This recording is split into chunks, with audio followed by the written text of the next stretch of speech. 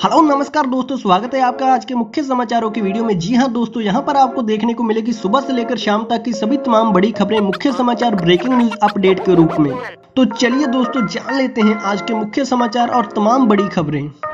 तो दोस्तों आपको पहली खबर बता दें कि 7 किलोमीटर पैदल चलकर अस्पताल खोजती रही गर्भवती महिला, दांतों के अस्पताल में बच्चे को दिया जन्म। जी हां दोस्तों, आपको बता दें कि लॉकडाउन के बीच लोगों को कई तरह की परेशानियों का सामना करना पड़ रहा है। इसी बीच एक गर्भवती महिला को अस्पताल की खोज में भटकते हुए पैदल चलना पड़ा। बेंगलुरु में रहने वाली एक गर्भवती महिला अस्पताल की तलाश में 7 किलोमीटर तक चली और अंत में एक डेंटल क्लिनिक में एक बच्चे को जन्म दिया।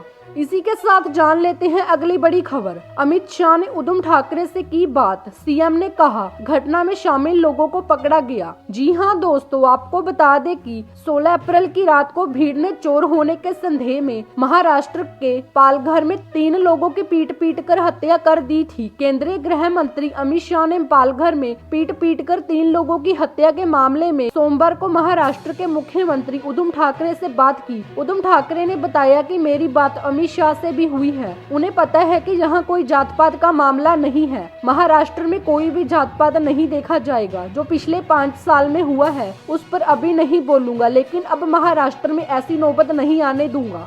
इसी के साथ जान लेते हैं अगली बड़ी खबर। विजय माल्या को भारत आना ही होगा, ब्रिटेन में प्रत्यर्पण का केस हारा। जी हां दोस्तों, आपको बता दें कि भगोड़े विजय माल्या को बड़ा झटका लगा है। माल्या ब्रिटेन की एक अदालत में प्रत्यर्पण का केस हार गया है। ऐसे में अब विजय माल्या के भारत आने का रास्ता साफ हो गया है। भारत विजय माल्या के प्रत्यर्पण की कोशिश में जुटा है। विजय माल्या पिछले 4 साल से लंदन में है, जहाँ उसके खिलाफ प्रत्यर्पण का मुकदमा चल रहा था। माल्या पर 13 भारतीय बैंकों का करीब 9,000 करोड़ बकाया है।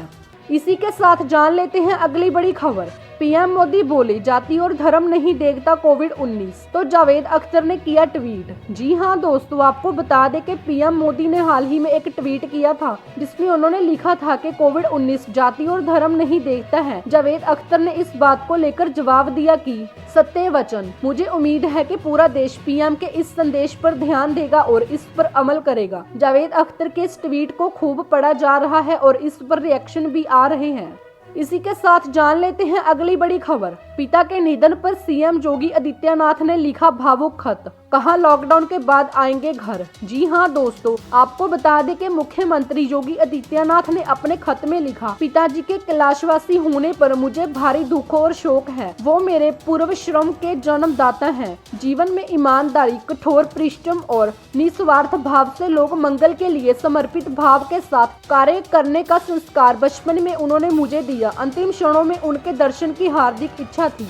इसी के साथ जान लेते हैं अगली बड़ी खबर। मुसलमानों का इलाज नहीं करने का इश्तेहार देने वाले यूपी के अस्पताल पर भड़के ओवैसी। जी हां दोस्तों, आपको बता दें कि उत्तर प्रदेश के मेरठ में एक अस्पताल ने इश्तेहार छपवाकर मुस्लिम मरीजों से कहा था कि वे अपने एक तीमारदार का कोरोना नेगेटिव होने का सर्टिफिकेट लाएंगे, तभी अस्पताल उनका इलाज करेगा। बता दें कि AIMIM के अध्यक्ष असैरुद्दीन ओवैसी की अब इस पर प्रतिक्रिया आई है। उन्होंने रविवार को अपने ट्वीट में लिखा, अगर अस्पताल अपनी नीति के विज्ञापन को लेकर पर्याप्त रूप से आश्वस्त है तो जांच किस बात की, उसे जनता को नुकसान पहुंचाने की अनुमति कैसे दी जा रही है। प्रधानमंत्री कार्यालय का कहना है कि कोविड-19 धर्म नहीं देखता है। बावजूद इसके उनके वैचारिक प्रशंसकों ने मुस्लिम नागरिकों को टारगेट कर रहे हैं और उनकी जिंदगी खतरे में डाल रहे हैं। इसी के साथ जान लेते हैं अगली बड़ी खबर। मध्य प्रदेश के 15 लाख किसानों को फसल बीमा के मिलेंगे 2,990 करोड़ रुपए। जी हां दोस्तों, आपको बता दें कि लॉकडाउन के बुरे दौर में MP के किसानों के लिए अच्छी खबर आई है। प्रदेश के 15 लाख किसानों को फसल बीमा की कुल 2,990 करोड़ की बीमा राशि अगले सप्ताह तक मिल जाएगी। यह राशि सीधे उनके खातों में आ जाएगी। जी हां दोस्तों, आपको बता दें कि मुख्यमंत्री शिवराज सिंह चौहान ने कहा कि पिछली सरकार ने खरीफ एवं रबी फसलों के लिए सरकार की ओर से देय प्रीमियम 2200 करोड़ का भुगतान नहीं किया था, जिसके कारण किसानों को फसल बीमा का लाभ नहीं मिला। हमने सरकार बनते ही मार्च माह के बीमा कंपनियों की यह राशि जारी कर दी, जिससे अब किसानों को फसल बीमा राशि प्राप्त हो जाएगी। इसी के साथ जान लेते हैं अगली बड़ी खबर। सोने के दामों में फिर आई गिरावट, लगातार तीसरी बार कम हुए दाम। जी हां दोस्तों, आपको बता दें कि सोने की वायदा कीमतों में गिरावट का दौर सोमवार को भी जारी है। इस तरह यह सोने के वायदा भाव में गिरावट का लगातार तीसरा कारोबारी सत्र है। शुक्रवार को सोने का वायदा भाव करीब 1550 रुपए प्रति 10 ग्राम की गिरावट के साथ बंद हुआ था। सोमवार सुबह 5 जून 2020 के सोने का वायदा भाव 245 रुपए की गिरावट के साथ 45,490 रुपए प्रति 10 ग्राम पर ट्रेंड कर रहा था। इसके अलावा सोमवार सुबह MCX पर 5 अगस्त 2020 के सोने का वायदा भाव 0.37% या 169 रुपए की गिरावट के साथ 45,745 रुपए प्रति 10 ग्राम पर ट्रेंड कर रहा था। इसी के साथ जान लेते हैं अगली बड़ी खबर। ड्रैगन से निपटने के लिए मोदी सरकार ने चली नई चाल, बौखलाया चीन और कही जे बात। जी हां दोस्तों, आपको बता दें कि भारत सरकार ने हाल ही में प्रत्यक्ष विदेशी निवेश को लेकर बड़ा कदम उठाया है। बता दें कि सरकार ने कोरोना वायरस महामारी के बीच किसी भी भारतीय कंपनी का अवसर पाकर अधिग्रहण करने की कोशिश को रोकने के लिए सरकार ने प्रत्यक्ष विदेशी निवेश नियमों में संशोधन किया है। जमीनी बॉर्डर साझा करने वाले देशों से आने वाले विदेशी निवेश के लिए सरकारी मंजूरी को अनिवार्य बना दिया गया है। इस कदम से चीन समेत कई पड़ोसी देशों से आने वाले FDI में रुकावट खड़ी हो गई है। इससे बौखलाकर चीन ने सोमवार इस पर प्रतिक्रिया देते हुए कहा कि WTO के सिद्धांतों का उल्लंघन है, फ्री और फेयर ट्रेड के खिलाफ है। चीन ने कहा कि भारत के नए नियम WTO के गैर भेदभाव वाले सिद्धांत का उल्लंघन करते हैं और उदारीकरण, व्यापार और निवेश को बढ़ावा देने की सामान्य प्रवृत्ति के खिलाफ है।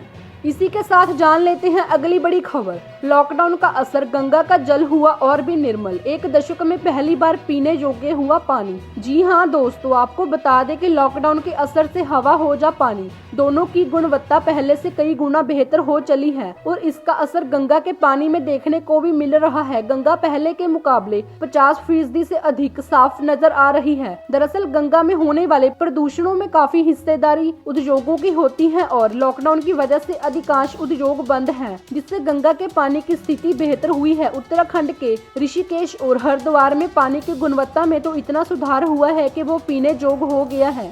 इसी के साथ जान लेते हैं अगली बड़ी खबर। यूपी के CM योगी आदित्यनाथ के पिता का निधन। आपको बता दें कि यूपी के मुख्यमंत्री आदित्यनाथ के पिता आनंद सिंह बिष्ट का एम्स में निधन हो गया है। वो 89 वर्ष के थे। आनंद सिंह बिष्ट को बीमार होने के बाद अखिल भारतीय आयुर्विज्ञान संस्थान में भर्ती कराया गया था और उनकी हालत नाजुक थी। दरअसल आनंद सिंह बिष्ट पिछले काफी समय से अस्वस्थ चल रहे हैं और कुछ समय पहले उन्हें एम्स में भर्ती कराया गया था।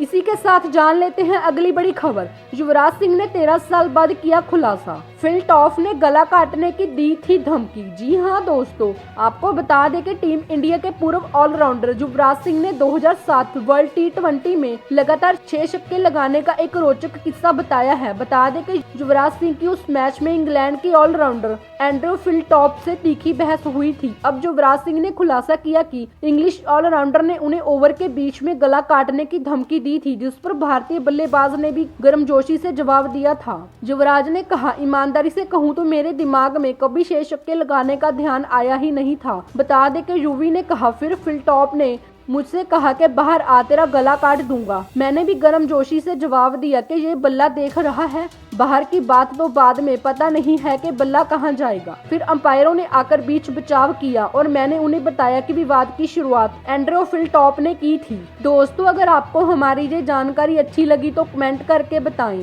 लाइक और शेयर जरूर कीजिए और आगे भी ऐसी खबरें देखने के लिए हमारे चैनल को सब्सक्राइब करना ना भूले, क्योंकि हम हर रोज ऐसी खबरें आपके लिए लाते रहते हैं। धन्यवाद।